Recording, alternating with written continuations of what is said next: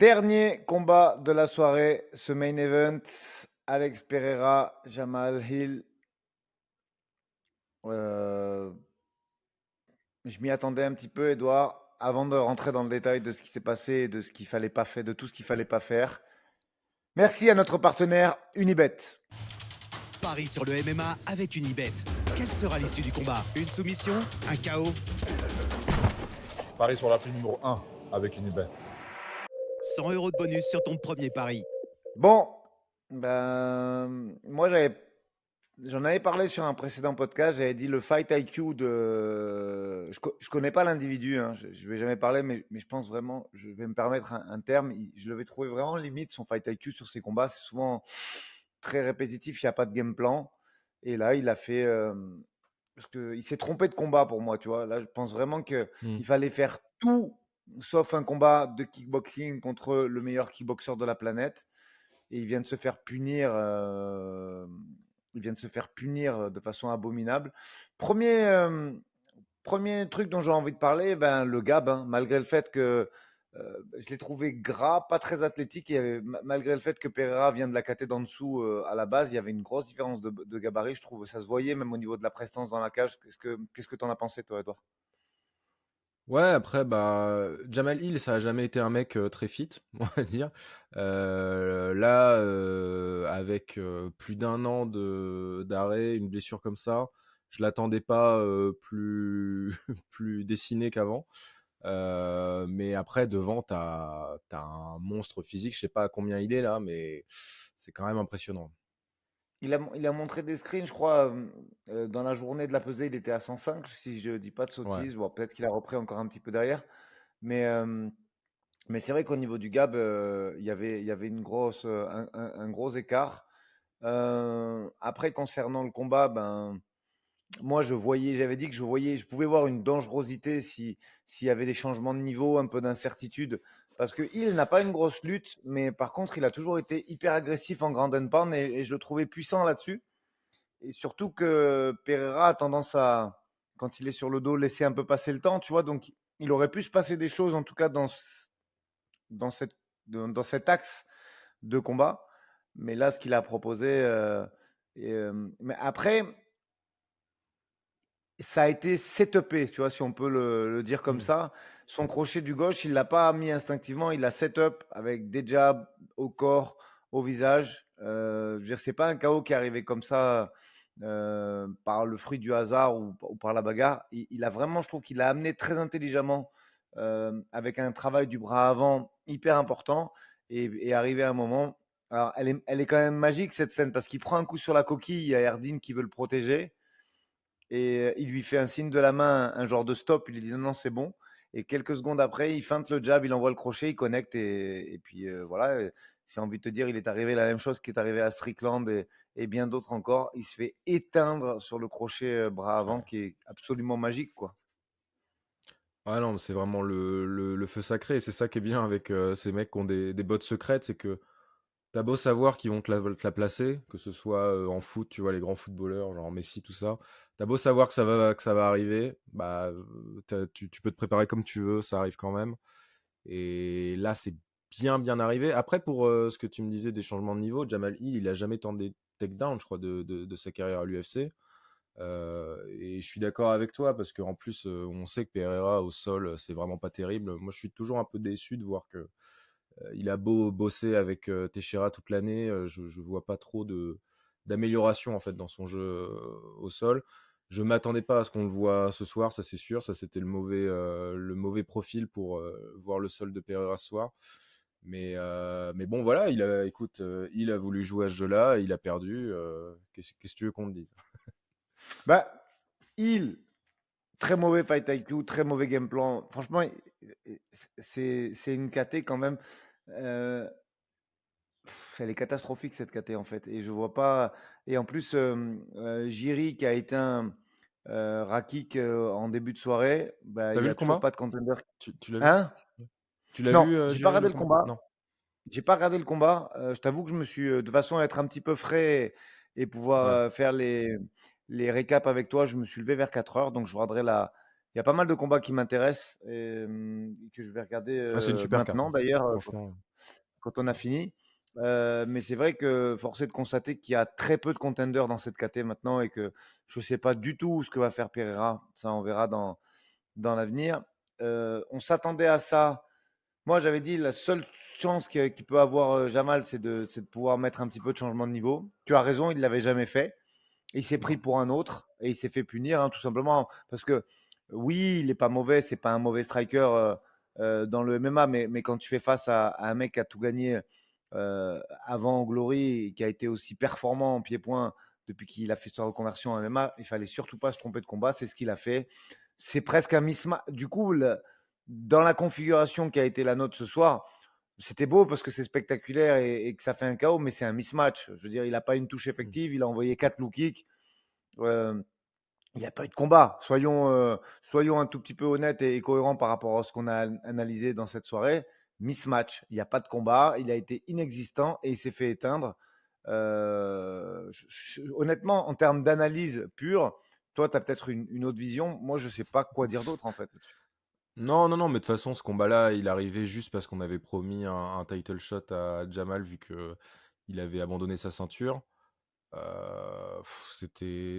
Ça puait depuis le départ en fait cette histoire. Donc, sachant que dans la catégorie, tu as quand même Ankalaev qui a déjà un profil plus éligible, on va dire, au title shot. Donc, je pense que ça sera le prochain, normalement.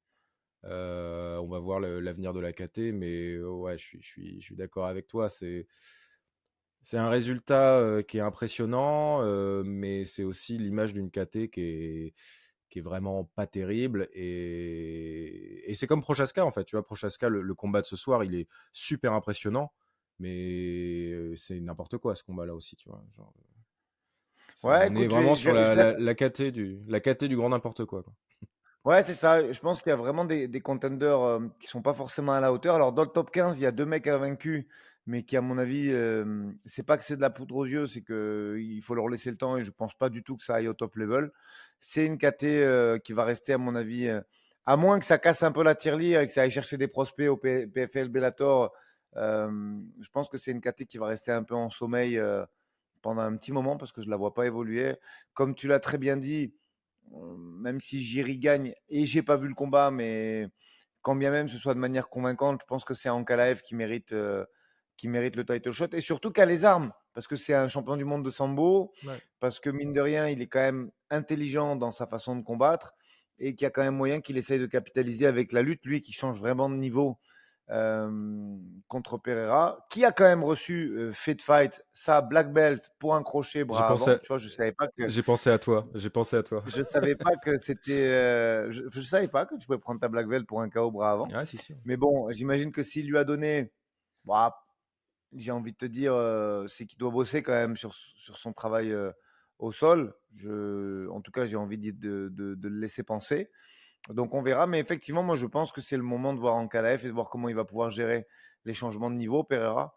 Et dans une KT qui est, je pense que le mot exact, c'est moribonde. Et, et concernant Hill, bah voilà, il va falloir peut-être un Hill Jiri qui peut être intéressant, Ouais, Projaska, ou vraiment. peut-être contre les prospects qui montent. Mais, euh, mais en tout cas, effectivement, c'est pas la KT. J'entendais sur Twitter certains trucs dire ouais, Pereira en heavyweight. Pourquoi pas? Parce que j'ai envie de te dire, il était tellement gros en lightweight que. Et puis, si vraiment il remonte à 105, je rappelle que Cyril Gane, dans les débuts de sa carrière à l'UFC, il était aux alentours des 105-107 kilos. Hein. Il faut recontextualiser. Il a pris du poids par la suite. Mais si vraiment il est capable de faire 107, 110 kilos sans gras, ce que je pense très possible au vu de ce qu'on a vu au niveau du gabarit, bah, pourquoi pas voir un Pereira en, en poids lourd parce qu'on sait que ses problèmes de lutte et de catch control seraient pas amoindris, mais en tout cas plus appréciés en heavyweight où le niveau est encore plus bas là-dessus, d'après moi. Mais bon, ouais, voilà, c'est vrai que là, pendant que je te parle, il y a quelques images du combat de Rakik Projaska. Je pense que c'est intéressant ce qu'il a fait, Jiri, mais que ça mérite pas. un title shot pour autant que soit il faut passer par un combat de plus, soit en tout cas il faut attendre qu'il y ait une autre défense, puisque je pense que raisonnablement, même si ses relations avec l'UFC sont pas au meilleur, Ankalaev mérite le prochain. Ouais. Ouais, carrément, mais je suis d'accord. Rakic fait un beau combat au départ, mais bon, voilà, comme on disait, c'est la KT du n'importe quoi, et ça va te plaire aussi, mais Ankalaev avait dit, après avoir battu Johnny Walker, qu'il voulait pas grappler avec Pereira et qu'il voulait montrer qu'il pouvait le battre en striking. Donc, Ouais, on va alors, peut-être continuer. je veux bien voir après. Je, je pense que tu peux mettre en place des setups, mais en tout cas, il faut mettre de l'incertitude. C'est-à-dire que ce Ouais. mec-là, en striking, il a une telle, comment dire, une telle habitude, une telle expérience, on va dire, que si tu mets pas au moins de l'incertitude dans ton striking, il finit par te cadrer parce que c'est vraiment intéressant ce qu'il fait. Et souvent, tu vois, c'est des choses qui se font dans les petites catégories et pas forcément chez les gros bonhommes, mais ce jab qui va faire corps-face, face-corps, qui va alterner pour masquer par la suite son crochet bras avant, le setup est hyper intéressant, très difficile à lire. Et tu sens vraiment c'est bossé de chez bossé, de chez bossé. Et, et vraiment, je le trouve létal sur ce setup-là. Et du coup, si tu vas pas mettre de l'incertitude, du déplacement sur un mec comme ça, que tu restes en face comme il a fait, c'est dodo assuré. Strickland avait essayé. Là, c'est Jamalil, tu vois. Donc, après, le prendre debout, mais en changeant un peu les distances, en rajoutant de l'incertitude, ou en travaillant sur d'autres choses, peut-être contrer les frappes, parce qu'on a vu qu'il met souvent son low kick jambe avant, donc peut-être travailler sur un contre derrière et ressortir. Je pense qu'il y a des trucs à essayer, mais en tout cas, pas la prestation, ouais, on va dire le mot, hein, quand même désastreuse de Hill, parce que tu vois, j'entends les mecs dire, ah, le MMA féminin, moi je vais me coucher. Les gars, moi j'ai préféré le C'est clair. co-main au main, parce que Ouais, c'est clair. c'était ni fait ni à faire. Je veux dire, oui, il s'est fait endormir, on a vu un KO, mais techniquement, c'était décevant et catastrophique. Disons les termes quand même, parce que tu vois, moi j'aime bien écouter les critiques. Alors, pas que je me montre ambassadeur du MMA féminin, quand un combat est pas bon, qu'il soit homme ou femme, je le dis. Mais là, soyons sérieux, techniquement, c'était une catastrophe ce combat de la part de Hill. Il n'y avait rien, il n'y avait rien du tout. Et il faut le dire, il faut dire les termes. Après, la KT en général, j'ai envie de te dire, ça, c'est ce que ça reflète un peu. Mais champion très dominant dans une KT quasi inexistante. Si je dois faire un résumé de ce qu'on vient de voir à l'instant, et pour moi, ce sera le mot de la fin. Je te laisse terminer, Edouard. C'est ce que je dirais. Non, mais moi, ça me fait toujours rire de savoir que Pereira a battu Strickland, Easy, Blakovic, Jiri, Hill, que des anciens champions à la suite, en fait. Et Ouais, c'est c'est ça. vraiment une des carrières les plus bizarres de, de l'UFC, je pense. Mais le move à 93, il est intéressant parce que je pense vraiment que dans cette KT, il va pas se faire bouger demain matin. Alors, Ankalaev, à voir s'il se trompe pas de combat. C'est une expression que je dis souvent. S'il se trompe pas de combat, on peut peut-être voir un petit peu d'opposition. Mais voilà, a raison. Après, on peut pas vibrer à tous les combats. Soirée de ouf.